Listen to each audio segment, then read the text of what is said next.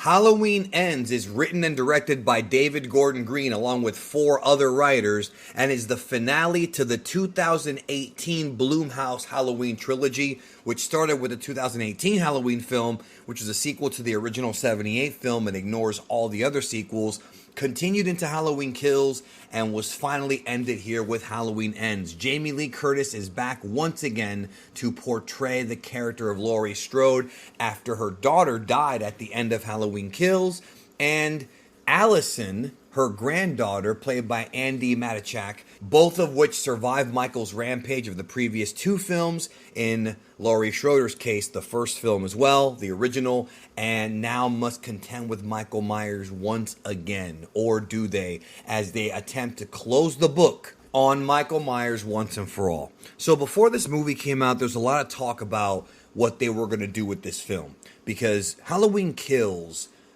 was definitely a movie that set the franchise back a bit because of how some of the strange decisions that were made in that movie sort of took the franchise in a different direction.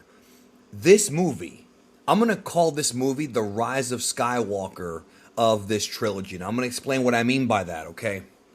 This movie tried, at least from my perspective, it tried so hard to kind of course correct those mistakes and go back to basics while trying something new that unfortunately it actually wound up hurting the movie. Not because of the breakneck pacing that Rise of Skywalker had, but more so because they're trying to course correct some mistakes that were made in Kills, and instead they wound up making things even more convoluted when it comes to certain aspects of Michael Myers. I'm going to get more into that here in a minute. So the movie centers around three characters. We have Laurie Strode, her granddaughter, and we also have this new character named Corey Cunningham, who kind of becomes a very important central role in the film. Now, prior to the film coming out, there were leaks about who this Corey character is, and a lot of horror fans were talking about how this movie's going to kind of take the idea they took from Friday the 13th Part 5. Now, I like Friday the 13th Part 5, but I wasn't sure if that was the right idea to go in with a Halloween film.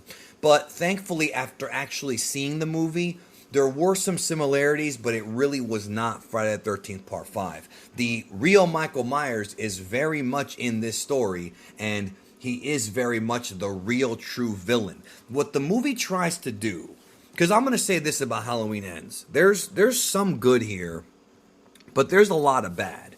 And I think the bad comes from a lot of things that Halloween Kills set up, but also the bad are the moments where the movie tries to add introspection and add a bit of a deeper layer to it. And I was digging it as I was watching it, and I'll get to what I mean here in a minute.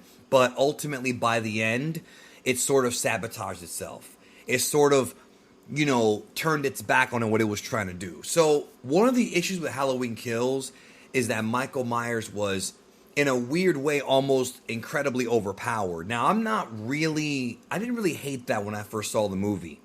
Going into Halloween Ends, though, Michael Myers' power scaling is completely, it went the opposite direction. The previous movie plays up Michael Myers as being this almost unstoppable force of evil. But ultimately, by the end of the story, Michael Myers, and more than once in this movie, let me tell you, more than once in Halloween Ends, is just a regular man who happens to be built and happens to be strong, but he's no more than just a regular man. He's not some kind of demonic entity or some kind of creature, of supernatural origin like some of the older sequels have put together. No, he's just a man, which is not really a problem if you take into account the original Halloween. But it is a problem when you take into account Halloween Kills. If Halloween Ends came out after 2018 and all we had was Halloween 2018 and Halloween Ends, the trilogy would have actually been better. It actually would have been a pretty memorable trilogy, and it wouldn't have been so bad. I really feel that way. I think Halloween Kills and what they did with Myers' power really tipped in one direction, and this movie tried to go in the other direction. Now, I want to get to Corey's character. So what they try to analyze with the character of Corey and with what Laurie says and her character is this sort of idea of what evil is. And as the film progresses, we start to see Laurie kind of go deeper and deeper into it. In this movie, She's retired. She bought a home, not as a trap, but just a home for her to live in. And she is working on her book, which really could have been the plot for the Halloween 2018, if you want to say that. Like, there's a lot of things about this that are really similar to comparing the Star Wars sequel trilogy. Like, you know how Force Awakens and Rise of Skywalker both had, like, they were kind of mirrors of each other? This movie, and then Last Jedi's in the middle, it was kind of the weird one. This movie's, like, kind of the same idea. And what I mean by mirrors is not that they're exactly the same film, but that they sort of fit together better. And that's why I said if you eliminate kills from the trilogy, it would have been a much better trilogy.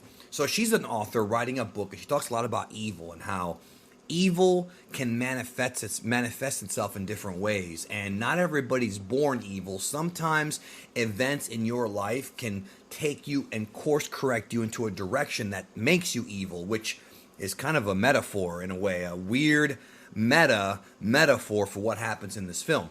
So Laurie is discussing how evil is sort of created, and the movie sort of goes in the direction of telling the audience that one event in your life, just one small event followed by a series of unfortunate circumstances, can turn somebody into being evil, or at least perceived evil. But by the end of the film, with the decisions that Corey makes and the direction the movie goes in, it's all sabotaging on itself. It's sort of like Laurie was wrong, and the idea sort of is, okay, is Michael Myers the only person who is capable of just complete murder with no, you know, a sociopathic murder with absolutely no guilt or no remorse? And the answer is that he's not. But then at one point in the film, it's sort of elaborated that anybody can be like Michael Myers. But then as the film progresses near the end, especially the third act, it sort of falls back on Michael Myers again. It sort of goes back to, again, like back to Palpatine and Rise of Skywalker. They went back to what's familiar. And I don't have a problem with that, but it was almost like the filmmakers were trying to do something new, which isn't really new, by the way. Friday the 13th Part 5 did it. They were trying to go in a different direction with the Halloween franchise to wrap it up, but they wound up course-correcting back to Michael Myers and his final showdown with Laurie, which does happen in this film. And that is where I begin to wonder just how powerful Michael Myers actually is. Because let's not forget that Laurie is much older in this film than she was in any other movie. And they have this really strange power struggle where I'm watching it and I'm like, wait a minute, this old lady should not be throwing around this monster. And it happens a couple times in the film. So the movie tries to right the wrongs of Halloween Kills and actually ends up going way too far with it. Just like Rise of Skywalker. I can't believe that these films are so similar as far as the way that the filmmakers approach them. It's just wild. Now, the movies themselves are totally different. I mean, in this movie, you are going to get your gruesome kills. You're going to get your plenty of slasher horror. You're going to get all that. Not as much as Halloween Kills, but you are going to get some of it. And you're going to get, you know, characters behaving erratically. You're going to get situations set up that have payoffs that aren't really what you expect, but they're not really that great either. There's a couple of twists in the film that I think work. I think they were trying to go for a twist, and maybe they wound up not really going all the way with it. See, the thing about this film is that I remember hearing from a lot of people that this movie had multiple endings. And I can clearly see why. There's 4 writers on this film, which is already a problem. And you can tell that each writer kind of had a different idea of where they wanted it to go. Too many cooks in the kitchen, because there's you clearly see the movie going in one direction, and then boom, it seesaws the other way. And it goes back to being a Halloween film. Were they afraid of pissing off the Halloween hardcore fans? Were they afraid of pissing off the people of the newer films or newer slasher movies? Were they just trying to be different to be different? I couldn't really tell you.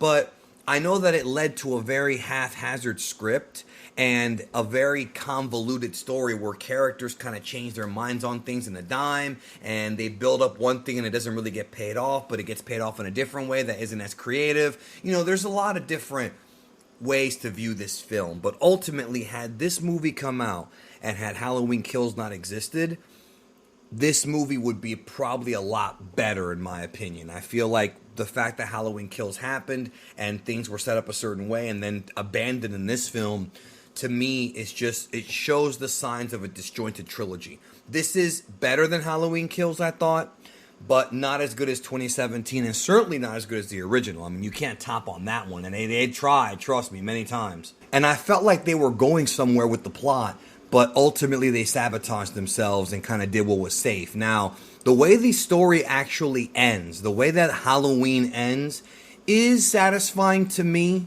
but I imagine a lot of fans of Michael Myers and the Halloween films are probably not going to feel the same way. It's going to be a real polarizing film. I thought it was fine the way it ended based on what they had established in this film. However, based on earlier works, especially Halloween Kills kind of made this movie difficult to do, and they should have really changed their minds on how they decided to close this chapter out. But it is closed. I think it is going to be Jamie Lee Curtis's last time ever playing this character. Even though we may see more Halloween films in the future and reboots and whatnot, she probably won't be involved. So it is what it is. My thoughts on the movie: not a horrible movie, but not a great movie. It's a decent movie. It is a one and done just to wrap out the saga. But man, if Kills did not happen, if they wrote the Corey character a bit better, I would have liked it a lot more. There's just some things that left me scratching my head. Not as far as I didn't understand them, but as far as why they went in that direction when clearly it could have been explained a heck of a lot better. That's it. Those are my thoughts on Halloween Ends. Go see it. If you haven't, check it out. Then let me know in the comments when you do see it what you thought. Take care.